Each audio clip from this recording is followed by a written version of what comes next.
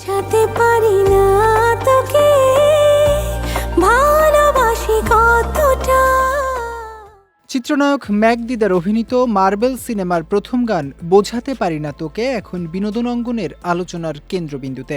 নির্মাতা অনিক বিশ্বাস পরিচালিত এই সিনেমার গানটি প্রকাশের পর থেকেই ম্যাক দিদারের সাবলীল অভিনয় ও পর্দায় তার উপস্থিতি দর্শকদের নজর কেড়েছে। তানভীর শেহজাদের কোরিওগ্রাফি ও সানি খানের নজর কাড়া চিত্রগ্রহণে নির্মিত এই গানে ম্যাক দিদারের সঙ্গে জুটি বেঁধেছেন চিত্রনায়িকা অনিশা মুখার্জি।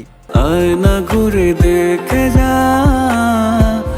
মনে শহর। তাছাড়া জনপ্রিয় কণ্ঠশিল্পী কণা এবং আপনের গায়কিতে গানটি ইতোমধ্যে শ্রোতামহলে বেশ প্রশংসা কুড়াচ্ছে। গানটি প্রসঙ্গে ম্যাক দিদার বলেন, গানের কথা ও সুর আমার খুব প্রিয়।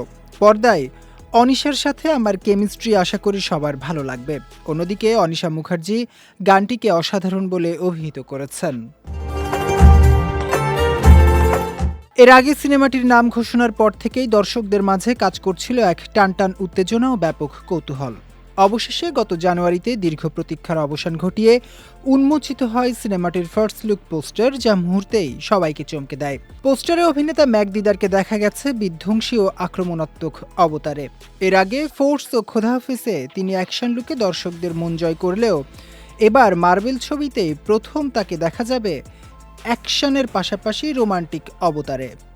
ম্যাক দিদারের এই রোমান্টিক অবতার ভক্তদের মাঝে সিনেমাটি নিয়ে আগ্রহ আরও বহুগুণ বাড়িয়েছে।